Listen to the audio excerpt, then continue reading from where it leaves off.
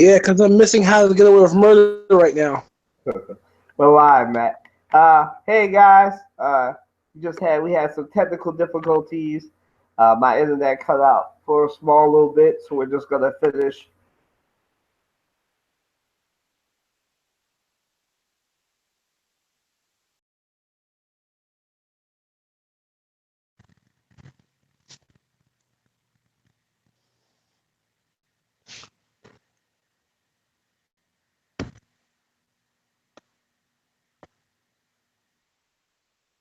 Better defense, close out on the shooters, different things like that.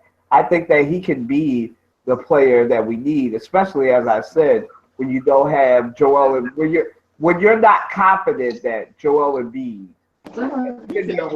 will let Joel play a full season or Ben Simmons. Go ahead. Huh? I don't know. You were cutting in. You were cutting in and out. Oh, okay. You got me But now? yeah. But like I was saying this right before we about Jahlil Okafor, and I feel like you guys probably agree with me. Is that I mean I don't know. Let me ask this question. Like for Kylan, like do you think that he has a future on this team?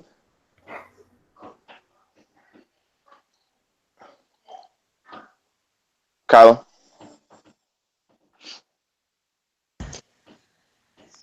You talking about a feature for Okafor? for Okafor, yeah. Well, I was specifically asking Colin because Colin, like you said, he has this love thing going on with Okafor, but I can't hear Colin. Something should be going on with Colin's mic because I Yeah. can't hear him at all. It's the players that they have around him.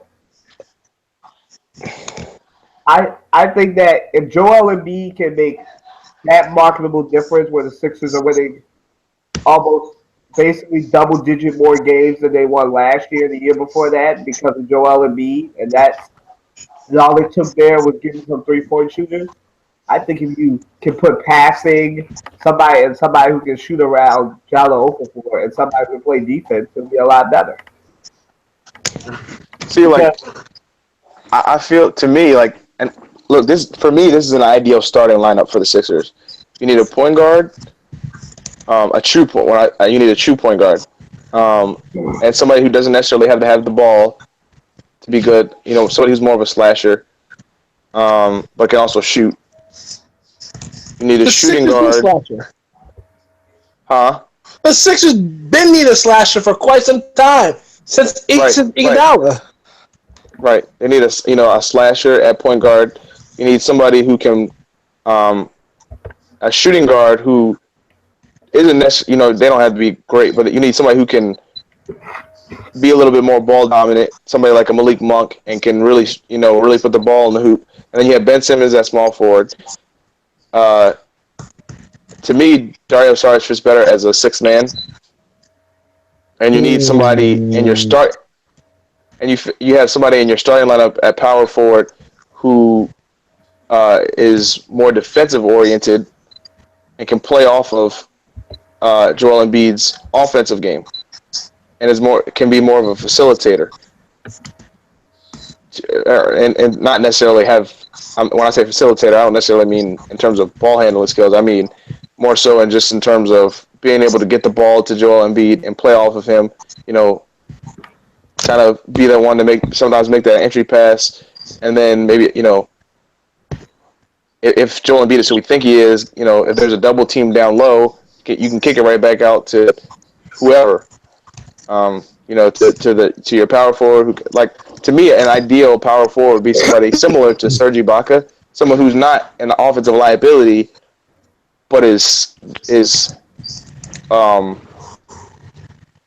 necessarily like first team all defense, but it is a very good defense, good defensive player, and can play next to him, and be like I feel like Daryl Saric could potentially be that, but defensively he's not there yet.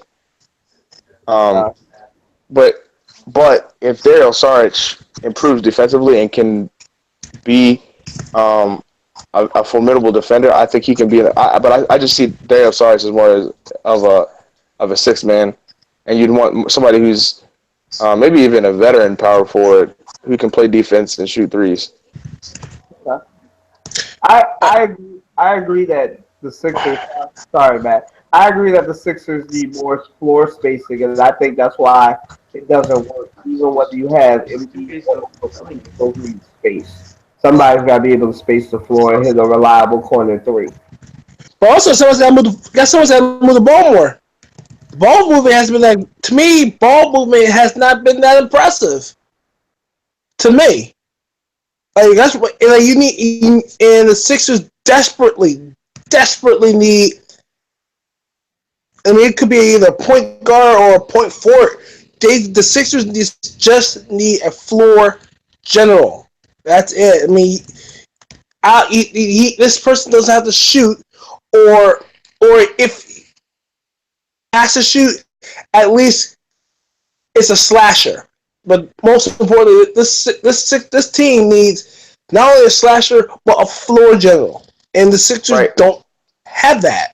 And in the Sixers' mind, Ben Simmons will be more of their floor general, more of their ball dominant player, and then that's why I said you need a shooting guard and a point guard who can play, the shooting guard really. I think you need somebody who's more like a Malik Monk, who's going to put the ball in the hoop, Well, I mean, Ben Simmons is your point forward, and then you have a shooting guard who can really put the ball in the basket, and it's not necessarily a slasher. You need a slashing point guard. Both your point guard and your shooting guard should be able to play more off ball because Ben Simmons is going to be more of your point forward. So to me, like the best situation in the draft would be somebody like getting Malik Monk as your shooting guard. And then I don't know, maybe even Alonzo Ball and move him to shooting guard. I don't know, and have Malik Monk be more of a scoring option at point guard. They need somebody, man, because this is getting ridiculous. Like they need to decide what their future is. And as far as, like I said, like I don't think that you start making plans around Joel Embiid and Ben Simmons unless you're assured that both of them won't take any risk. For Joel Embiid, that means I don't need you diving in the crowds anymore at 7-2. Well, you gotta play aggressively.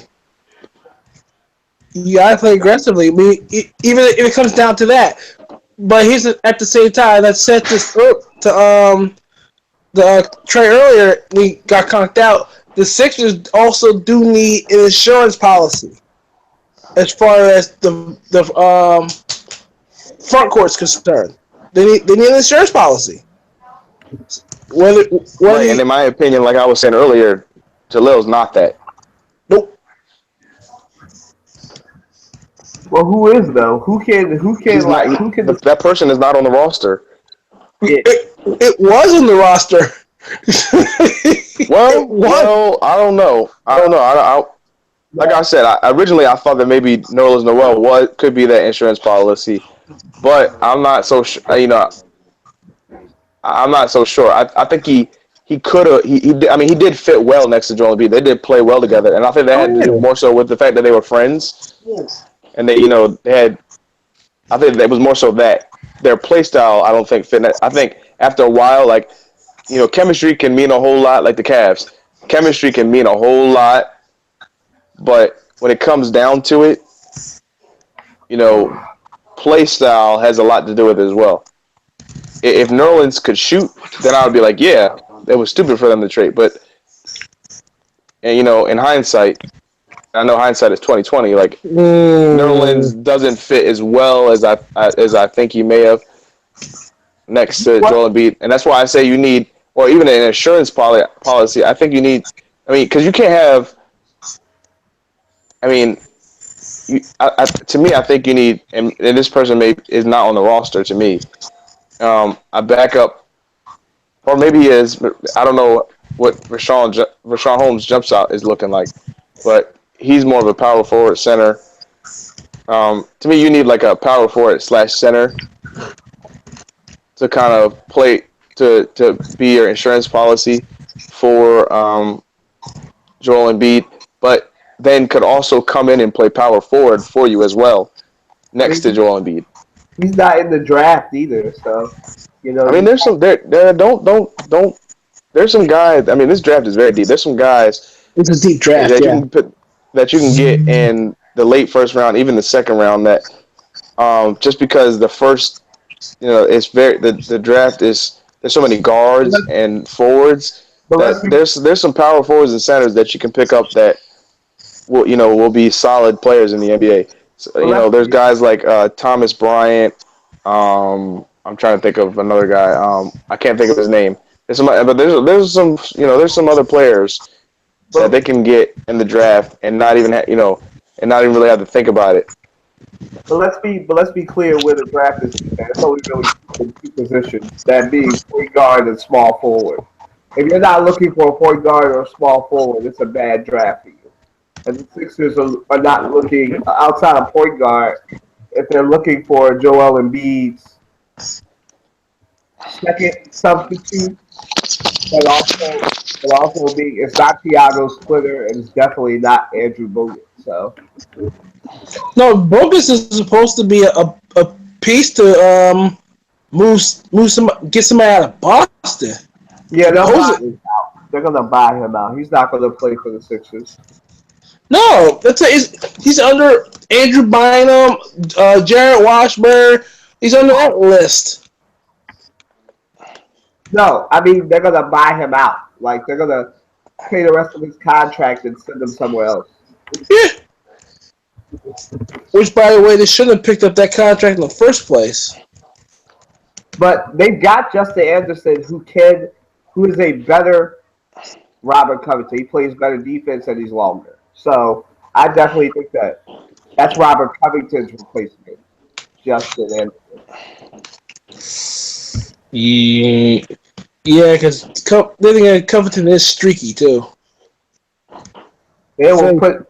He's in that J.R. Smith mode. Like obviously J.R. Smith is the better player, but that's the mode that he's in. Like somebody who's streaky, but he got to be on the right team. Like there's a lot of people on the Sixers who's not on the right team. Joel Embiid, it seems like the only place for Joel Embiid is Ben Simmons, and some people will hear this and think I'm being a critic. But both of you can attest that I like both of them, but they're just too injury prone. For me, I look at their injury proneness. So, I mean, look, the Sixers are going. Look, they're going to be injury prone for quite some time. That's why you need an insurance policy. Even if you got to draft one. excuse me. Yeah, you definitely need more policy and everything. But I guess we can wrap this up since we have a podcast tomorrow where we'll probably discuss the same thing too. Final thoughts, gentlemen? Yeah. Well, final thoughts. Matt's question: what are the Sixers doing? No one. We never know. What are the Sacramento Kings doing? The world may never know. Shoot. Let's find out what the Knicks are doing because they should have made some moves earlier, and I agree with this. What's his name? Carmelo should have begged out of New York. Should have said, you know what, please, baby, please keep me out of New York. I will rescind my no trade clause and everything. That's by far the dumbest move I've seen today.